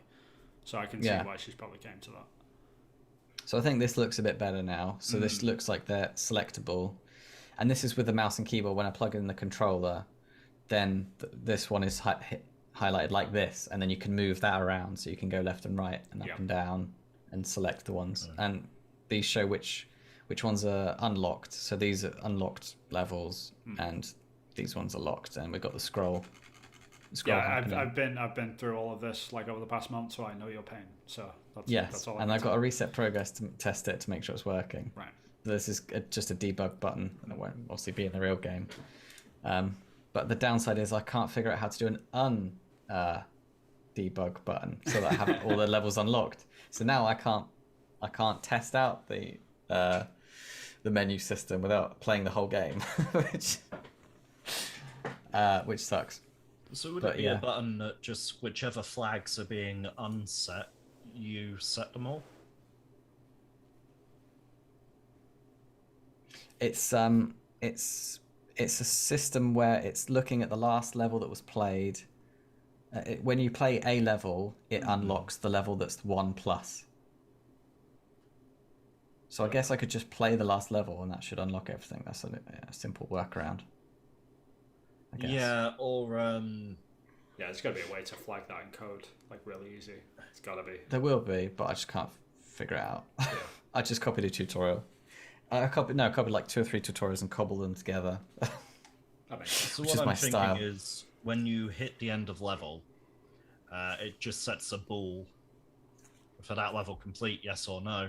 And then you have the other screen read the bool. And you just reset progress sets all of them to no. Unlock all levels sets all of them to yes. Well, false and true before people get at me about not the right syntax. Yeah, I'm sure there's a way to do it. It's just not. So that's something you've had to solve, Yeah, it's not a problem I've had to solve because when I can always just play test it and then it's just another play test and then I find a bug that I need to fix. So I'm in this weird production phase where, and also I've gone about this totally the wrong way. Like doing a vertical slice is totally how I should have done it because then I would have had the visual elements all ready to go. So when I'm copying the level to create my new level, I don't have to keep importing different versions because at the moment I've got like 3 different versions of my playable character. So it says here Bouncy Player 3 because there's been 3 iterations of it. And the background elements that I've got working on the parallax effect, they are in the right location on the z-axis because it helps with the shader that I've got working, which gives this effect that you can see or can't see the level that you're playing. So again, to help with that illusion that you're like looking through a microscope, so the things that are out of focus are literally invisible. And so there's actually 2 planes, one on top of each other, and one's just revealing another one. And then I've got elements in between those layers, and it's playing with the render order as well. So I don't think I can. Well, I probably can figure out something in a post-process styly to help, but it's going to be more difficult than just things that are in order, displaying in the right order, because there are some things that are in front, but then are rendered behind. It's really complicated. It's really, really complicated. So that's where I've got to so far. I was really proud of my little idle animation, but now it's broken. I'm just like, because I was so pleased with myself because I set myself a task. I was like, what am I going to do today? That's another problem I've got. Right. I've got so many tasks, and it doesn't really matter in terms of what order I do things in. And so half the time it's like, how much time, effort, and energy have I got? So it's like, I've got 2 hours, got a lot of energy, so I'll do this task. Or if it's like, it's 8 o'clock, I've got work the next morning, I can't be asked, then I'll just add some UI elements, So I've got different tasks based on how much effort and energy I've got to output in that afternoon. This feels a lot like you've brought your favorite toy to the playground and the mean kids have broken an arm off it. It does feel like that, yeah. And I was so pleased with myself because I was like, I set myself a task, I've got a day, I'm going to do a thing in code, start to finish, and it'll work. And then it had, and I was at that status. And now that's just been ripped apart because of the bug. You'll figure it out. No, I mean the I'll vision. figure it out. Yeah, I mean like it's all a part of the process, right? Like you got the I might vision keep of it what in. you want It's to a achieve. feature. It's not a feature. It's definitely a bug, Chris. Fix it. I mean, that does touch upon the fact that it's about like how we task out these things to ourselves, and even as solo developers, we should absolutely have a task list with a priority setting to those and tag them accordingly, like either through Trello or Notion or whatever the hell you want to use, whatever. Like I know I should. Yeah, you absolutely should. I've just been winging it. I've just been winging it, and sometimes I sit there, I'm like, what do I do? I don't know, and I've just I just blank, go right? around in circles. Yeah. So it's not a very healthy way of doing it. But I just feel like if I now set up a task list, that's a whole nother job that I've got to do. It's going to take time away from actually producing content. This comes back to that whole, if you've got 8 hours to chop down a tree, you spend 6 hours sharpening your axe. Yeah. Exactly. That's your task list. I'm very blunt. This is blunt game dev for sure. Yeah. My tools aren't sharp in the slightest. This is like, how do we karate chop down a tree? Sort of thing. If for some reason I had this visual image of you doing game design while smoking a blunt when you said that. No, but I guess with the visuals, that's kind of someone could probably put those two things together. Like, what has this guy been smoking to come up with this sat there sort in a of... silent Bob overcoat. Yeah. Yeah, I mean, I think at the moment you're just playing jazz, right? You're just experimenting and trying to see what sticks and see what works, and there's nothing wrong with that. And you can like I said, I think it's just a matter of massaging this stuff in and figuring out how it works in context. Because all the ideas are great, like the lightning going through on tracks, that looks great. Like when it goes like underneath the green orbs and stuff, and it has that like that bloom effect like that goes through. Like it's great. Like stuff looks good. That's jamming. Yeah. And it's just like you're having fun with it, and you're figuring stuff out, and you're just experimenting, and it's just a matter of like, okay, now that you know what you want to put in, it's just a matter of like, how can I like really fine tune this so it actually looks like everything's sort of sat in the same world at this point. But like that's the easy part, man. Like you've done the hard part. That's true. So take pride. That's true. Yeah, but it means that like not all levels are going to look like this. They're not going to have this same format. Sure. Like some are going to be flat, some are going to have like what that idea you come up with, like caverns and crevices and stuff. I'm definitely going to implement that. And it's a question of like officially I'm in like the production phase, but I've still got to like what you said, still got to play jazz to get it looking good before I can then like implement that out for like the next 4 or 5 levels. Sure. I guess that's a question then. You're probably the furthest along out of any of us. So we're on number 5 of a monthly podcast. So we're 5 months in, effectively. Yeah. How much time had you put in before the podcast? It's August 19 is when I started. So it's like so we're looking at about 2 years. 2 years-ish. 18 months. Yeah. 18 months. Yeah. So it's been a while. And how long do you think you have to go? I don't think I'm at the halfway mark yet. I've designed half of the levels, so I've still got half of the levels yet to design, but I've got all the mechanics either working, and there's only like 2 or 3 mechanics left that I need to try that are just sitting in my head. So the music, I've got to do all the music. There's going to be at least 6 different pieces of music. So viewers may expect an early access release by about episode 24. It could be another few years. We could be another few years off. But my saying that, my output has been going up over the last few years. Like the longer I've been doing it, the better I've been getting at producing. Efficient at it, right? I get more and more efficient. Like learning code has been a part of this journey. So now that I'm getting to that stage where I'm getting a bit more comfortable with code, that means I'm speeding up and speeding up and speeding up. This is the definition of preaching to the choir. On that front. Yeah. So it's just I'm just at a frustrating ebb, I think, at this stage. Like it just feels frustrating and slow. But Yeah, I I know think it's because not. you've been climbing up the mountain for so long, and now you're like looking up and you're like, oh crap, there's a lot more mountain to go. Still sort of not thing. even halfway. But Yeah, the important yeah. thing that you've got to do in that scenario is not look up the mountain, but look back down. Look how far Look you've back come. down. You've Yeah. got to Like when do I that every now and started, then.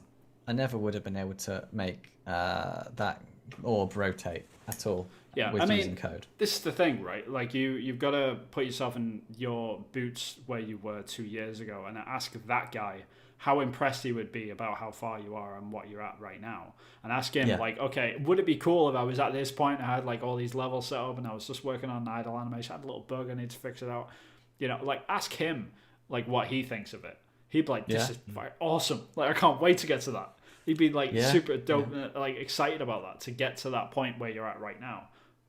Sort of thing. And you've got to take stock of that sometimes, I think, and really, because it's tough.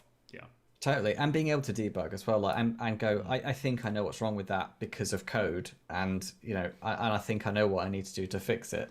Just to have that knowledge and expertise. That is the one thing that surprises me the most. Like the more I do this, the more like that shocks me more than anything, is when something breaks in the game, and just, even though it's completely out of context from what I was working on at the moment or anything like that, but being able to see it and understand it and think, okay, I think I know what's broken that, and then you go and look at it, look at the line of code and figure it out, and like, okay, it is that, and then you change that around, okay, I'll go back, test it, and it works. Like that moment is just that scares the crap out of me, like more than anything, because like where did that come from? Where did I figure that out? Like what connected those dots in my head? Because it was just a random line of code in the middle of a script that I haven't touched in 4 months, and it's like, how the hell did I figure that out?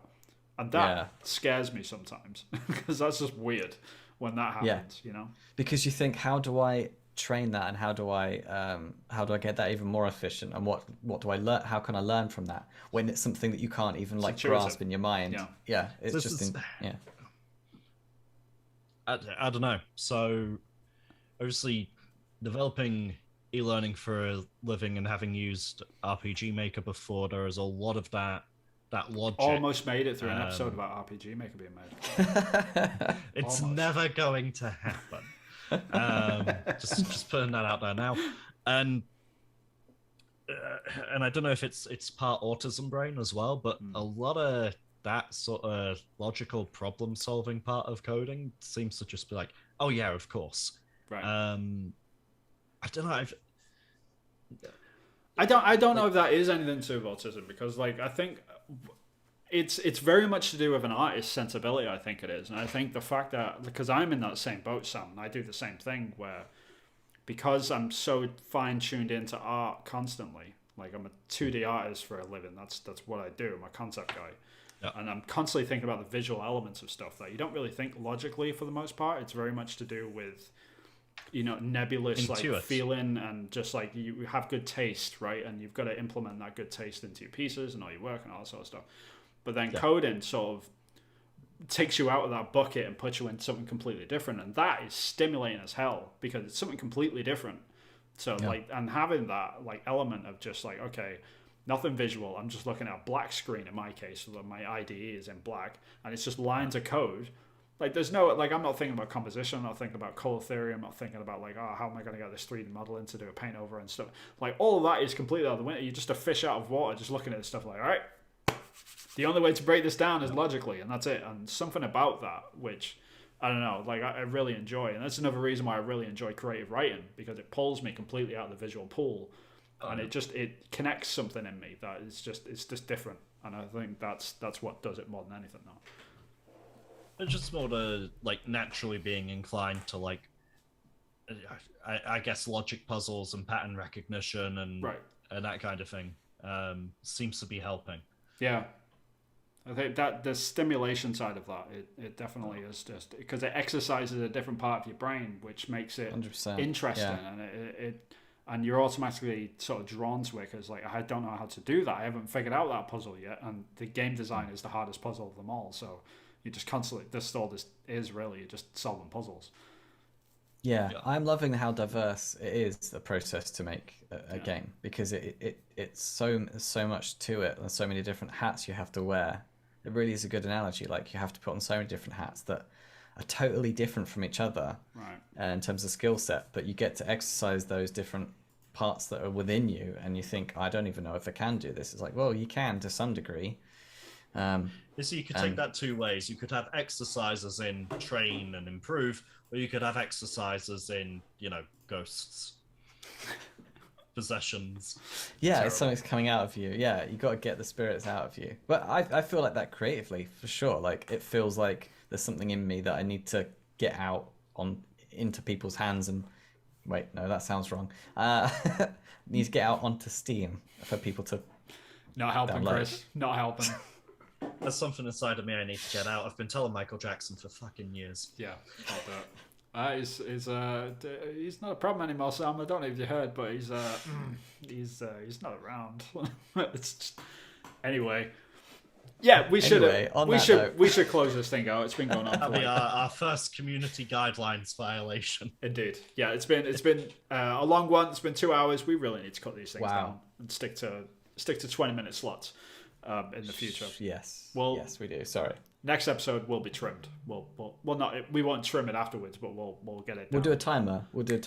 This on my head. This Countdown timer. This bird nest will be trimmed. I look forward to it. Like just a different. So where can we find all of our social media? Cool. Yeah, you can find me on Twitter. I am at Hillfort Games. All my indie game stuff is there. If you're also into concept art, some of that stuff appears every now and then, but it's mostly indie games on my Twitter page. But how about you, Sam? Where can people find you? Twitter at SJ Webster Art, and I do other YouTube stuff. If you if you search YouTube for Webster Sonic 2, you will find me, and you will be disappointed in the videos. How about you, Chris? And for me on Twitter, I'm at Acrylic Pixel, and on TikTok if you're so inclined. Yeah. And I've also got Acrylic Pixel itch.io as well. Oh yeah, your narrative design stuff is narrative design portfolios on there. It's a nice little pirate murder mystery on there, which I thoroughly enjoyed. Thank you. Yeah, it's good. No, you're making progress, man. I love it when people like finding their niche and they find like new fields and stuff, and they're just getting invested and lost in it for a little bit. Like I love it. So yeah, it's fun. It's fun as heck. Keep doing it, man. Like I look forward to seeing more of it. If you did enjoy this episode, if you made it all the way through, then God bless you. Jesus Christ, like you. Yeah, well done. But if you did enjoy the episode, then please like, subscribe, hit the bell icon so you can be notified when we do go live next, which is normally every Sunday, but we're not doing one tomorrow because I'm a busy guy. Normally we do a normal podcast on Sundays, which is the Polygon Forest podcast, which is gaming news, usual gaming stuff, which is just with me and Chris. But then we also do this solo dev roundtable, which is going to be here this time next month, looking at the progress that we've done. Hopefully we're a little bit further and we're not looking at UI anymore. God, I'm so sick of UI. Let's just like banish it. It should be banned from games. Like I'm hoping I have something to shoot at next time. That's pretty dark, Sam, but I hope you go well in the game as well. Until next time, we'll catch you later. Thanks everyone. Bye-bye. See ya. Bye.